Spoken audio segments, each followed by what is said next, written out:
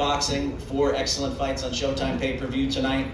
Like to get right to it. We'll get to your press questions, but first, 154-pound world champion Jermell Charlo. I'd like to ask you to come to the podium, give your comments from the night, and then we'll take questions from the press. Thanks, Mel.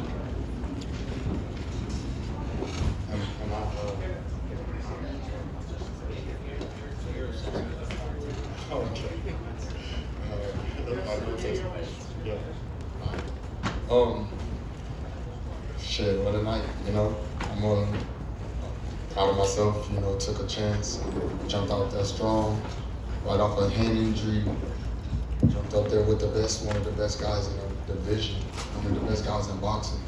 So my head is held high. I am proud of myself. I've done an awesome job for Lions Only and my crew and my team. And I love boxing, so I'm not going nowhere. And you know, just jump right into it. And you know, Canelo's a motherfucking beast. You know what I'm saying? You're ox. You know, maybe I felt that more because of the fact that you know, this is my first time in that weight division.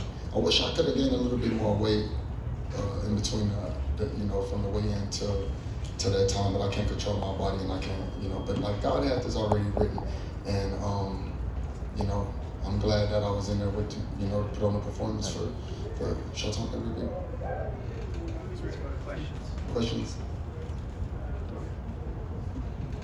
Hey, Jermell, did you feel like his strength was an issue? Like, you know, he was able to kind of back you up a lot throughout the fight. Was that an issue?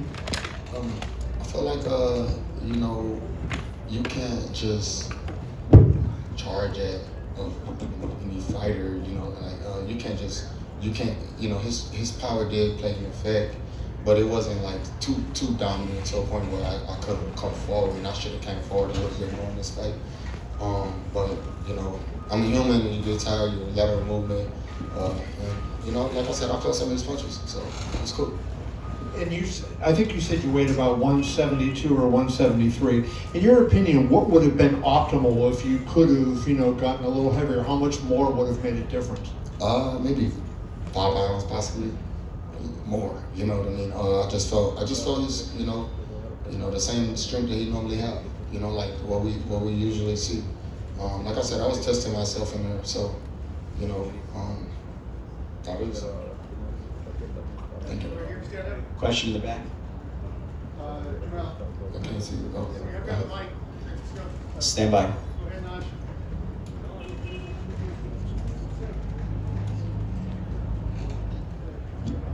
Yo. Mel, what's up, brother? Congratulations on just, you know, being a part of this big event. In the 7th round, you got hit with a big shot, and you didn't initially go down. It looked like you took a knee. I kind of wanted to know what, in that moment, like, was it, you know, you got stung and you were trying to clear your head? What happened in that moment for you?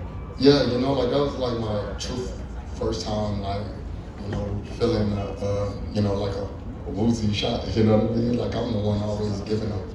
And so, yeah, I knew best. I watched boxing and been a part of it so long that, you know, if I would have just jumped out there, I would have kind of embarrassed myself. So, you know, or shit could have been different, but I was smart enough to regroup, recover, and I recovered really fast.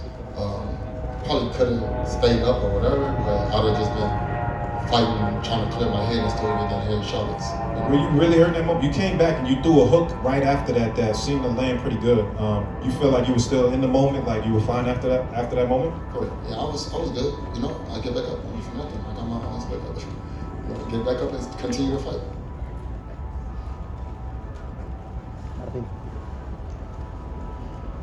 Jermell, right here in the front row.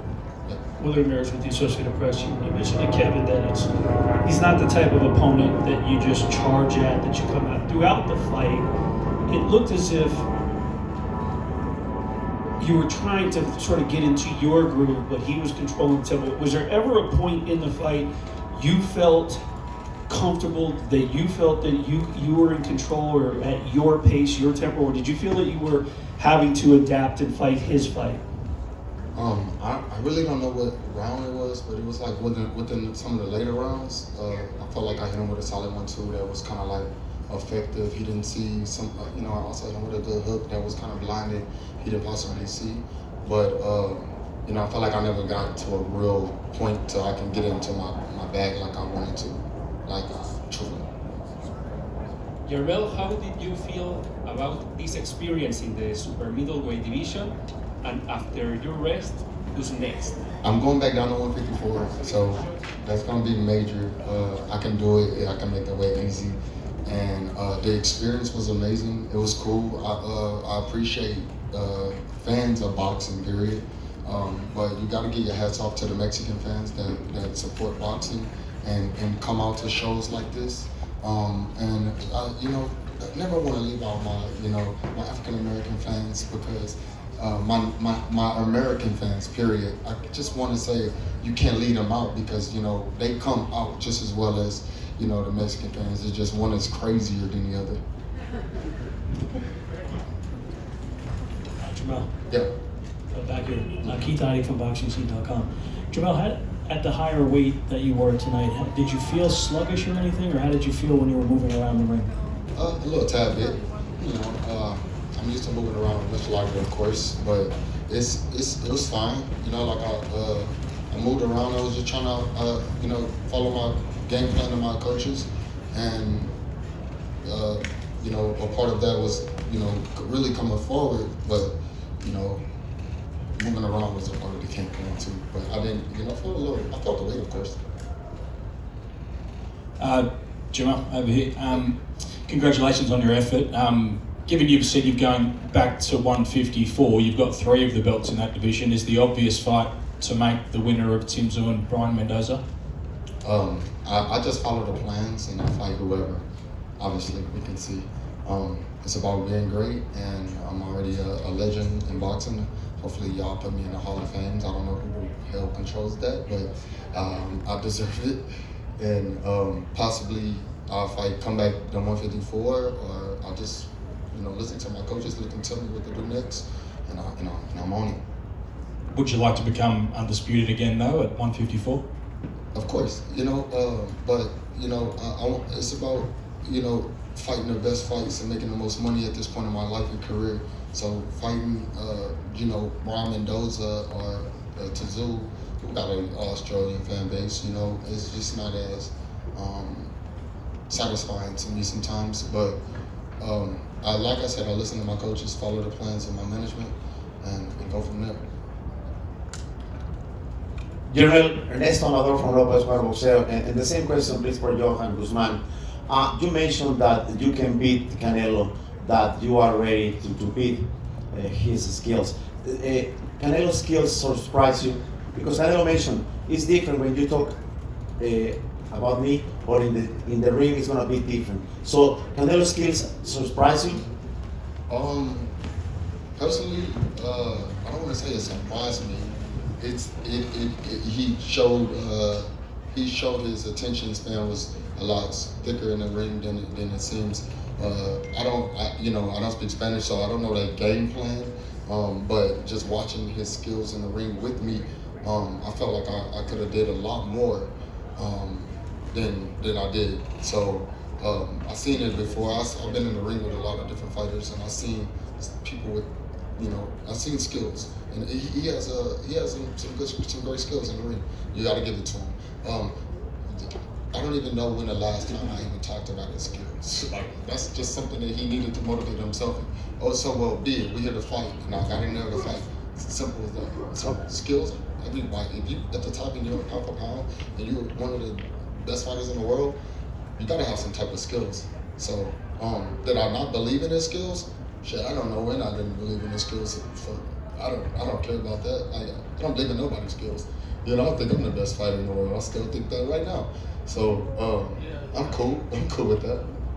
Thank you. Jermell, right here. Yeah. Dan Rayfield. How you doing? I'm good. Thank you. I wondered, it seemed like, you know, you obviously got behind in the hole early. No doubt about that. So I wonder at what point in the fight did you realize this is not going how I wanted it to go, and at some point I'm going to have to radically change the plan and maybe try to sell out a little bit or whatever, because it never really seemed to happen.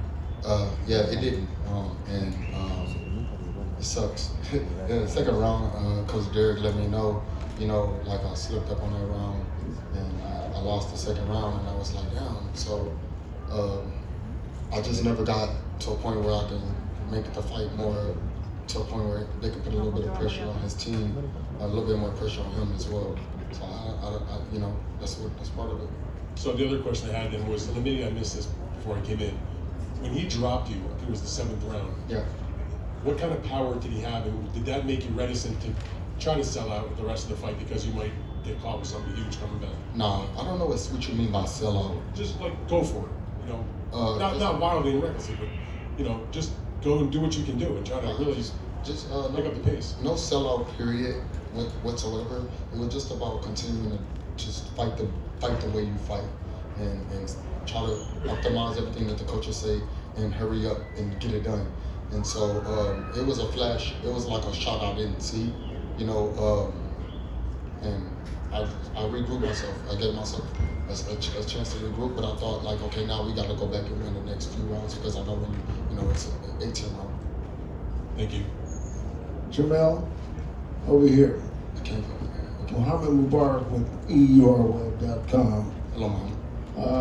Throughout the fight, it seemed to be a habit that he had of putting you in a headlock and trying to get rough with you. Did it bother you any time? Any of those tactics? I don't think so. I do remember the headlock a few times. Matter of fact, every time I kind of got it in that position, I felt that, you know, he's a clever fighter. Do you think that maybe if you were a little more aggressive throughout the fight, I can still that coming in the future? what do you think that you could have been more aggressive than you were throughout the fight? I could have, yeah. I could have been more aggressive, honestly. Jermell, to your right. Yeah. Francisco Salazar, Ring Magazine. One of the game plans that Al Bernstein focused on for Canelo was putting off the ring. Do you think that maybe that was one component that maybe worked against you, that he cut off the ring more quicker, more sooner than you expected him to? No, I actually thought that, I mean, you're from Ring Magazine, you know, boxing, when you're in a square circle, I felt like I was rotating pretty well, getting around, and I was actually able to catch a lot of shots with my gloves.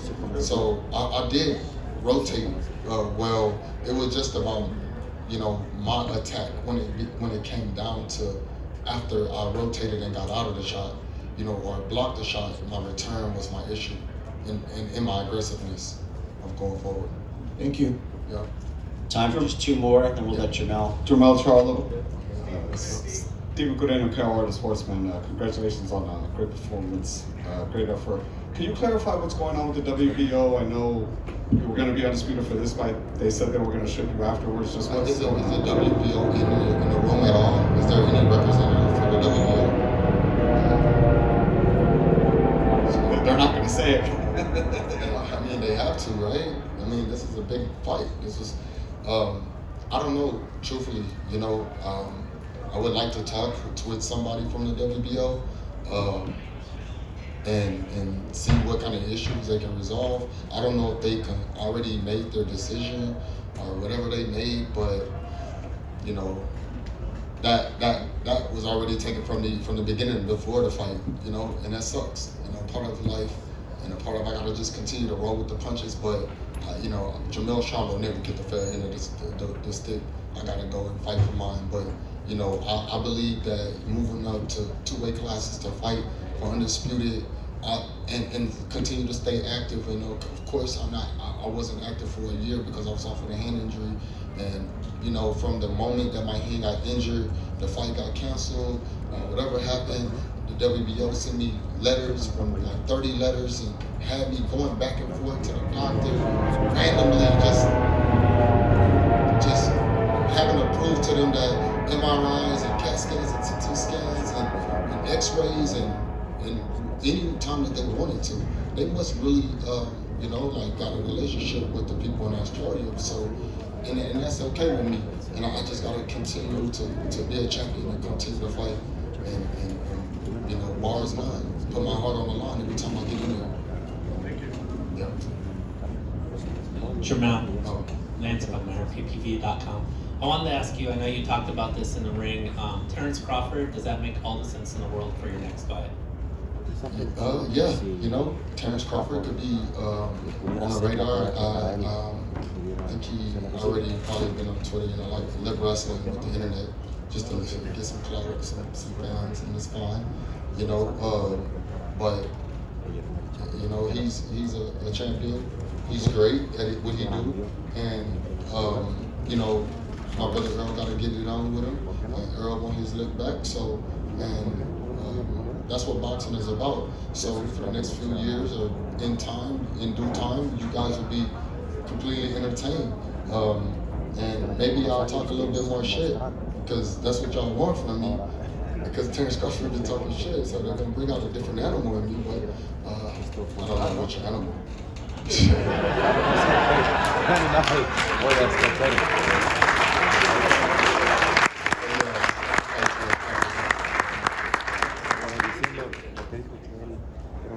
Jermell, thank you. Back here. Thank you very much. Terrific promotion. Appreciate all your hard work. Hey, shout out to Floyd. He came in, showed me some love. But you know, I gotta let y'all see the great. Floyd Mayweather. Ahí está Floyd Mayweather con ustedes, les doy un abrazo. Ahí es uno de los más grandes de toda la historia. Floyd Mayweather Jr. Pues ahí está. No se escucha lo que platican, pero está seguramente reconfortando, hablando en secreto. Y siempre que llega Mayweather a hablar de uno de los más grandes, su suéter de Dior. All right, I guess I'm out. Lies only for life. Yo creo que ya vamos. Mayweather ahí está.